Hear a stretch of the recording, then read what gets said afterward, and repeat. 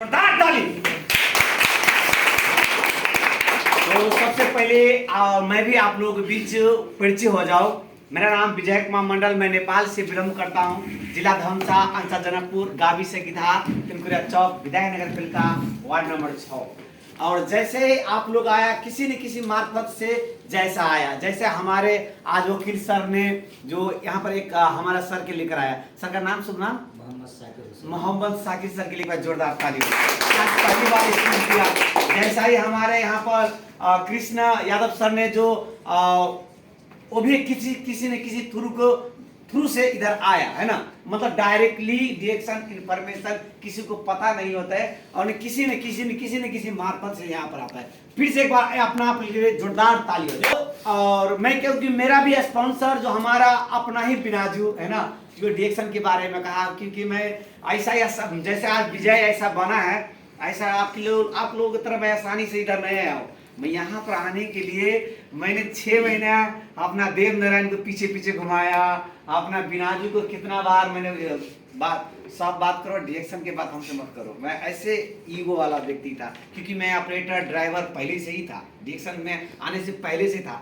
मैं अच्छा खासा पहले भी पैसा कमाता था, हमें ज्यादा ही ईगो रहता था, है ना। मैं बहुत टेढ़ा खलगा आदमी रहता था। मैं डायरेक्शन का बहुत खिलाफत, नेटवर्किंग का बहुत खिलाफत व्यक्ति, मैं सबसे बिगाड़ने वाला, भड़काने वाला मैं ही ऐसे व्यक्ति था। तो अगर मैं कैसा आया और मैं कैसा बदल गया, मैं छोटा सा लाइन कहना चाहूंगा कि हमारे हर वक्त हमारा जो मेंटल है, हर वक्त गाइड करने वाला हमारा जो देव नारायण सर जी और जो डीडी कामेश्वर मंडल सर जी, और जो हमारा जो कंपनी सभी को छत्र छाया में जो सभी दोस्त है, जो हमारा कंपनी का founder CEO doctor Dato Lims sir ji, सबके लिए जोरदार ताली। आज मैं बात करूंगा, पूरा एक लाइन में कहूंगा कि मैं कैसे आया यहाँ पर, कि मैं बहुत एरा टेरा व्यक्ति था, है ना। और मैं बार वहाँ पर कितना बार अपना बिनाजू से भी लफड़ा किया, क्योंकि मुझे सब बात करो, डायरेक्शन की बातें मुझसे मत करो, है ना। तो कैसे मुझे जोड़ दिया मुझे नहीं पता, और मैं कैसा एक्टिव हो गया। अचानक क्या हो गया कि वो उसने मुझे बोला मैं जीवन में कुछ करना चाहता हूँ, कि मेरे को साथ दोगे आप। मैंने अपना बायोडाटा, अपना जीवन कहानी भी मेरा यूट्यूब चैनल में है ना। मेरा यूट्यूब चैनल में कहानी भी है, मेरा तकरीबन 1 घंटा कुछ 14-15 मिनट का मेरा पूरा जीवन स्टोरी है, मैंने उसमें कहा हूँ। तो इसमें 2 ही 3 लाइन में कहना चाहूँगा कि मैंने अचानक उसने कहा कार्ड बनाया, और उसने बोला एक प्रोडक्ट है, तो जैसा ही प्रोडक्ट खलास हुआ तो फिर अपना बिनाजू से मांगा। मेरे क्या पता कि पैसा तीर के यहाँ पर ले आया है, उसने लिया है। जैसा ही खलास हुआ तो मुझे अच्छा लगा इसको यहाँ का प्रोडक्ट खाने में, बोला प्रोडक्ट दो, तो बोला उसने बोला आप बार थोड़ी मैं फ्री में दूंगा, अब मैंने कार्ड बना दिया, किन कर लेकर आओ। मैंने एक बार तो दिया हूँ, दोबारा नहीं दूंगा। तो जब जैसा ही ऑफिस में एंट्री किया तो देव नारायण सर वहां पर बैठा था। अब वो हमको पकड़ के सिखाने लगा तो फिर भी मैंने माना नहीं, यार मेरे को ये सब नहीं चाहिए, ये सब झमेला क्यों, किसको जाएगा बोलने के लिए, उसको बोलो फिर जोरो, ये बहुत टेंशन है, पैसा ही किन के लेकर जाऊंगा, खाऊंगा, मुझे ऐसा फील था। अचानक एक दिन बोला कि दोहा में क्लास हो रहा है, जाएगा। तो देव सर को मैंने बोला मैं नहीं जाएगा, मेरा पास समय नहीं, मेरे पास पैसा नहीं है। मेरे पास पैसा था, मैं बहाना करता था, है ना, जैसा बहुत आदमी तो आप लोग करते हैं, बहाना करते थे। मेरे पास पैसा नहीं है, तो जो क्लास जो फिर भी बोला मैं ही पैसा दूंगा, तो बोला ठीक है पैसा, फिर रूम पर भी छोड़ना पड़ेगा आपको। बोला हाँ, वो देव नारायण सर ने बोला मैं रूम पर भी छोड़ूंगा, है ना। मैं ऐसा टेढ़ा व्यक्ति था, है ना। तो रूम पर भी हमको उसने बोला, फिर रूम से ले गया, और जैसा ही ले गया तो हमको क्लास में बैठाया। तो मैं क्लास में आगे नहीं बैठा, सबसे पीछे बैठा था। तो यहाँ पर धन को वहाँ पर दोहा में क्लास था, क्लास वहाँ पर था, तो धन कुमार सर ने क्लास दे रहा था, वो कुछ अपने इनकम के बारे में बोर्ड पर लिख रहा था, है ना। तो पूरा मीटिंग क्या हुआ मुझे नहीं समझ में आया, इतना पता चला कि डायरेक्शन से पैसा आता है, इतना मुझे पता चला कि डायरेक्शन से पैसा आता है।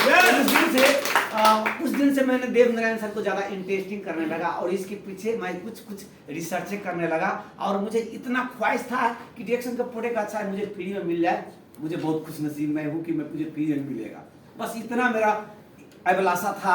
और इतना मुझे सपना नहीं था कि मैं बहुत आगे तक जाऊंगा, ये कभी सोचा ही ना, क्योंकि इतना सपना था ही नहीं, कि मैं पढ़ा लिखा था ही नहीं, कि मैं उतना ड्रीम्स मैंने नहीं देखा। तो मैं जब तक मैंने प्रोडक्ट के ऊपर गया, इस प्रोडक्ट के ऊपर गया, जैसा ही मैंने प्रोडक्ट के ऊपर गया तो कुछ खाते गया, है ना, तो मैंने स्टार बना। जब स्टार बना तब मेरा रूबी का चाहत बढ़ गया। जैसा ही रूबी बना तो हमारे देव सर ने हमसे गोल्ड डलवा लिया। डायमंड बनोगे, डायमंड बनोगे? तो मैं बोला बन जाएंगे। तो ना, मैं ऐसा नहीं मानूंगा, मैं वैसा नहीं मानूंगा। अगर तू बनोगे सचमुच में तो मुझे कहो, पेपर में लिख कर दे सकता हूँ क्या? क्या है पेपर में लिखने में क्या बात है, लिख दूंगा। मैं बोला ऐसा ही मजाक कर रहा है। वो पेपर में हम जैसे ही बोला लिख कर दे दिया उसको। और वो लिख कर दे दिया, वो क्या हो गया मालूम है? वो देव सर ने अपना डायरी में लिख लिया और देव सर वो पन्ना पीएस सर को जगह दे दिया। पीएस सर प्रिंट करके दीवार पर चिपका दिया। और जब जब क्लास में जाता था तो वो मुझे प्रिंट, वो मुझे को सोने नहीं देता था। अलतिया ब्रांच में पीएस सर ने क्या कर दिया, प्रिंट करके दीवार में चिपका दिया, विजय इतना दिन में डायमंड बनेगा विजय। सब आदमी जब भी क्लास में जाता था, कंग्रेचुलेशन सर, अग्रिम बधाई सर। क्या मैंने गलती कर लिया हूँ, है ना। कभी कभी सोने जाता था तो मुझे वो प्रिंट मुझे याद आता था, मालूम है, प्रिंट मुझे याद आता है।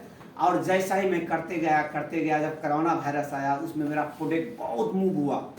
जान बचाने के लिए हर व्यक्ति, हमारा दिलीप सर वहाँ पर था, उस कैंप में था बहुत। हम 3 महीना हम 2 ही आदमी कैंप से निकलते थे सामान लेने के लिए, है ना। 2 ही आदमी बाहर, पूरा बस पूरा भर के हम 2 ही आदमी जाते थे सामान लेने के लिए। तो दिलीप सर जाते थे, वो मार्केटिंग करता था वहाँ पर, मैं डायरेक्शन का प्रोडक्ट लेकर फिर अंदर चला जाता था। ऐसे मैं करता था। तो उस समय मैंने, उसी समय कोरोना वायरस के बाद मैंने थोड़ा दिन के बाद मैंने प्रोडक्ट ज़्यादा मूव हुआ, टीम मेरा बहुत ग्रोथ हुआ, बहुत आदमी को कंपनी प्रॉब्लम हुआ। मेरा कोरोना ही वायरस में मेरा टीम ग्रोथ हुआ। और जब मैंने प्रोडक्ट मूव किया, मूव करने के बाद उसी समय उसी साल में मैंने डायमंड भी बना। और जब डायमंड बना तो मेरा टीम मेरा देख करके मेरा टीम बहुत सारा उठ गया, क्योंकि विजय सर डायमंड गया तो मैं भी अब करूँगा। तो ऐसा करके मेरा टीम उठ गया। और जब से मैंने डायमंड बना, मैं गर्व से कहता हूँ, मुझे 1000 रियाल से मुझे बोनस कभी कम नहीं हुआ। आज मैं कहूँ तो बहुत आदमी, आप लोग शायद डरते हो रिएक्शन करने के लिए। आप ऐसे मैं शॉर्ट कोट में बताऊंगा, मैं वो एक ही लाइन में कहूंगा। मुझे डायमंड बने हुए 4 साल हो गया। डायमंड मैं 2 साल में डायमंड बना, मैंने 2 साल में डायमंड बना, है ना। डायमंड बने मुझे 4 साल हो गया। अब इससे अंदाजा लगा सकता है, डायमंड बने हुए मुझे 4 साल हो गया। अब 4 साल हो गया जब मैंने 1000 रियाल की बात कर रहा हूँ, मैं ज्यादा की बात नहीं कर रहा हूँ। मुझे बोनस बहुत मेरा बहुत बड़ा है। मेरा इनकम, मैंने कितना बार मेरे ग्रुप में मैं शेयर भी कर दिया हूँ, है ना। मुझे इनकम बहुत है, उतना बिलीव नहीं करोगे। मैं 25 रियाल तक भी लिया हूँ मैं बोनस। अब मैं, क्योंकि बोनस हल्का हल्का ऐसे नीचे पर होता रहता है। तो जब से मैंने 1000 रियाल जब कम नहीं लिया हूँ, तब इससे अंदाजा लगा सकता है 4 साल में तो 12 का 12 बनना 24 बढ़ते 36, अब 48,000 रियाल, है ना। 48,000 रियाल ले लिया हूँ डिएक्शन से। तब इससे अंदाजा लगा सकता है क्या मैंने हर महीना 300 जो रियाल को मैंने सामान लेता हूँ, 4 साल में मैंने कितना इन्वेस्ट किया होगा, कितना मैंने पैसा लिया होगा, क्या मैंने घटा किया, कोई डिएक्शन में आके मैं गलती किया हो क्या? नो। अब इससे अंदाजा लगा सकते हैं मैंने 2 साल में जैसा ही भी, आप मानिए मुझे कुछ भी ना आए, सिर्फ नेपाल का 1,000 रियाल मुझे बचेगा, 1,000 रियाल बचेगा। नेपाल का 36,000 रुपया, है ना, 36,000 रुपया मुझे नेपाल को जाएगा। क्या मास्टर से कुछ कम हूँ क्या? नहीं। मुझे ऊपर वाले पैसा मैं पीवी करने में, घूमने में उड़ा दूंगा। इतना ही पैसा मम्मी पापा को दूंगा, अपना फैमिली को दूंगा, सिर्फ 36,000 रुपया दूंगा। अब बाद बाकी मैं बैग पर घूमूंगा, कार में घूमूंगा, कहीं को भी घूमूंगा, मेरा फैमिली बहुत हैप्पी रहेगा। सही गलत? सिंपल सा फंडा, कोई बड़ा बात नहीं। तो मैं एक कहानी के माध्यम से आप लोगों को कुछ कहना चाहूंगा कि अहंकार नहीं जीवन में कभी करना चाहिए, क्योंकि अहंकार इंसान को नीचे गिरा देता है। और हम किसी कहानी के माध्यम से कहना चाहूंगा, एक मियाँ और एक बीवी, दोनों एक पति पत्नी में बहुत प्रेम था, अटूट प्रेम। मगर प्रेम की वजह से पति अयाशी करते थे, उसका प्रेम को मजाक उड़ाता था, उसका प्रेम का मजाक उड़ाता था। पत्नी उसको बहुत भक्ति भाव में वो हमेशा लीन रहता था। कहीं पर प्रवचन होते थे तो सुनने चला जाता था, कहीं पर पूजा पाठ में, धर्म में वो ज्यादा विश्वास करता था। हमेशा वो भक्ति में लगे लीन रहते थे। जब पति को कहते थे यहाँ पर बैठो, मुझे ये सब नहीं चाहिए, और हमेशा टिल रहते थे। शराब पीने वाले, हर धूम्रपान करते थे।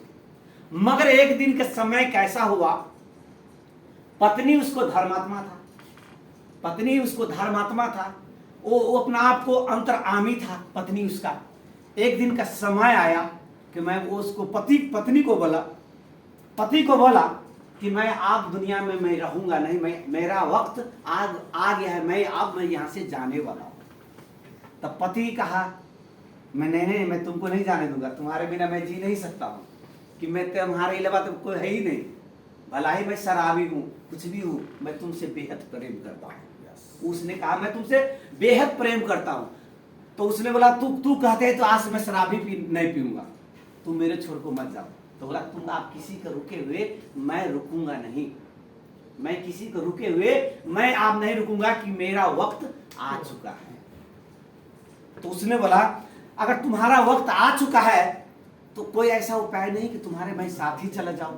तो बोला नहीं, तुम्हारा मृत्यु अभी लिखा है, क्योंकि तुमने जितना पाप किया उसने उतना तुमको भी भोगना बाकी है, क्योंकि हमने जितना पुण्य किया है उतना हमें समय हो चुका है, हमें यहाँ से जाना है। तो बोला नहीं, फिर भी उस दिन से जब भी बोला तो अपनी पत्नी को वो साथ छोड़ता ही। अब जिधर जाता था तो पत्नी वहीं पर जाता था, पति उसकी पास पास, वो पीछे पीछे पीछे, जिधर जाता पीछे पीछे। जब उसको काल लेने आया, काल जब लेने आया तो वो जो डोली होता है, डोली छोड़ता नहीं था। तो बोला ठीक है, तुम नहीं ऐसा करते हुई हो तो डोली तो पकड़ लो, अगर तुमको अगर उतना ही शौक है जाने का, मगर डोली में वही बैठेगा जिसको मृत्यु है, तू पकड़ के लटक जाओ। तो जैसा ही डोली उठा, जब इंद्रासन के लिए और निकला, स्वर्ग की ओर निकला, जब डोली पकड़ करके वो पीछे लटका हुआ था और ऊपर में ऐसे पकड़ा था और वो नीचे देख रहा है, कितना सुंदर संसार है ना, वो देख रहा है। जब ही जैसा ही जो जन्नत में जाने वाले थे, स्वर्ग में जाने वाले थे, तो उसको अपना मन में अहंकार आ गया, उसका पति का मन में अहंकार आ गया। इसने इतना पुण्य किया, इतना इसने धर्म किया, तब ये स्वर्ग में आया। हमने इतना पापी भी था, इतना गलत भी किया, फिर भी हमने स्वर्ग में आ गया। उसको खुशी बर्दाश्त नहीं हो गया। जैसा ही स्वर्ग देखने लगा है ना, जैसा ही नजदीक में पहुंचा, वो खुशी के मारे रह न गया, खुशी के मारे ताली बजाने लगा। जैसा ही हाथ छोड़ा, ताली बजाया, वो नीचे गिर गया, वो नीचे गिर गया और उसको पत्नी ने स्वर्ग चला गया और नरक में चला गया। तो मेरे कहने के मतलब है ज्यादा खुश भी होना अच्छी बात नहीं है, क्योंकि जब ज्यादा अहंकार, उसने क्या कहा कि उसने इतना पुण्य प्राप्त किया, पुण्य किया, इतना धर्म किया, तब उसने स्वर्ग प्राप्त किया। हमने इतना पाप भी किया, फिर भी हम स्वर्ग में आ गया हूं। तो ऐसा अहंकार भी इंसान को नीचे गिरा देते हैं। तो अहंकार जीवन में कभी भी नहीं करना चाहिए कि मैं ये हूं, मैं ये कर सकता हूं, मैं ये बन सकता हूं, क्योंकि अहंकार इंसान को हमेशा ही नीचे की ओर ले जाते हैं। तो कभी भी लाइफ में अहंकार नहीं करना। अहंकार कभी भी इंसान को आगे बढ़ने नहीं देता। तो मेरे कहने के मतलब ये है, तो आप लोग जितने भी दोस्त हमेशा ही ये कभी कभी मन में अहंकार नहीं करना। और एक लाइन में और मैं एक कहानी के माध्यम से यही कहना चाहूंगा। शायद कहानी के माध्यम से कहते हैं तो इंसान को दिमाग में घुस ही जाता है, वो कोई छूटता नहीं है। तो ये कहानी ऐसे है, जैसा ही आप लोग जैसा ही क्लास में बैठे, क्लास काम अच्छे से चलता था और टीचर ने कहते थे बार बार कहता था बोर्ड पे देखो, मैं क्या कह रहा हूं, ये बोर्ड पे देखो। उसको शिष्य ने क्या कहता था, सर क्लास तो है, गर्मी बहुत लग रहा है ना, गर्मी बहुत लग रहा है ना, बहुत गर्मी लग रहा है। कोई कहता था सर ये खिड़की नहीं है, बाहर से हवा धूल आ जाता है। कोई कहता है सर पंखा नहीं लगा देते यार। मतलब बार बार कंप्लेन करता था। उसको जब गुरु को बार बार कंप्लेन करता था और बोर्ड पर कोई ध्यान नहीं देते थे, और हमेशा कोई झाल पर ध्यान देता है तो कोई पंखा पर ध्यान देता है, कोई कागज को फरक बना करके कोई हवाई जहाज उड़ाते हैं। मतलब तरह तरह की बात क्लास में करते थे, मगर मास्टर को मजाक बना देते थे। तो जब मास्टर एक दिन ने क्या कहा, सचमुच में मैं तुमको एक चीज देता हूं, मैं गिफ्ट रखता हूं, क्या वो गिफ्ट कौन चैलेंज करना चाहता है, कौन एक्सेप्ट करना चाहता है, उसमें कौन है? तो उसमें फकचोद बहुत था, जो पीछे वाला ब्रिज पर था बैठे, तो बोला सर मैं करूंगा। तो बोला मैं एक गिलास में पानी भरता हूं, एक गिलास में पानी भर देता हूं, पूरा फुल भर देता हूं, भरने के